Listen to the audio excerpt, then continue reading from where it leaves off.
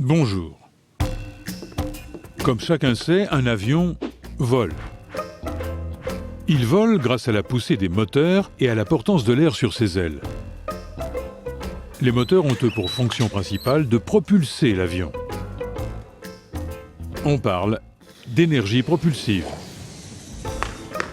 Bien sûr, un avion a besoin de beaucoup d'énergie pour voler et il consomme pour cela du carburant appelé kérosène.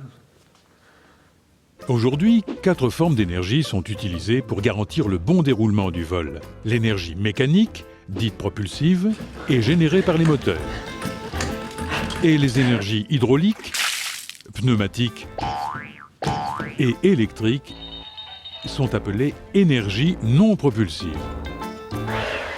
Ces formes d'énergie permettent entre autres l'alimentation nécessaire au pilotage de l'appareil, à l'activation des trains d'atterrissage ou des freins, à la pressurisation et au conditionnement d'air en vol, au dégivrage des ailes et au confort et service en cabine.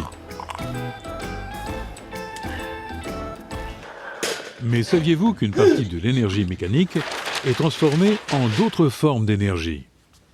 En effet, à bord d'un avion, de l'énergie électrique est générée par des alternateurs en prise avec les moteurs. Comme une mini-centrale. Il est vrai que par rapport aux énergies de type hydraulique ou pneumatique, l'énergie électrique apporte de nombreux avantages permettant des avions moins polluants.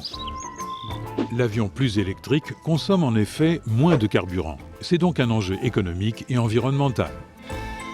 Enfin, demain, la maintenance de l'avion plus électrique sera grandement facilitée. Par exemple, un système de réflectométrie permettra de détecter les pannes et de les localiser très facilement, voire de les anticiper.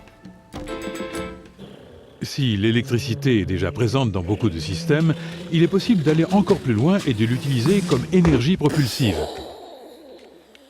C'est pourquoi Safran explore toutes les possibilités afin d'imaginer les avions de demain. Voilà, vous savez tout, ou presque. Avant de vous quitter, sachez que ce qui vaut pour les avions vaut aussi pour les hélicoptères. Et des moteurs hybrides sont déjà en cours de développement pour donner à ces machines de demain des fonctionnements toujours plus optimisés.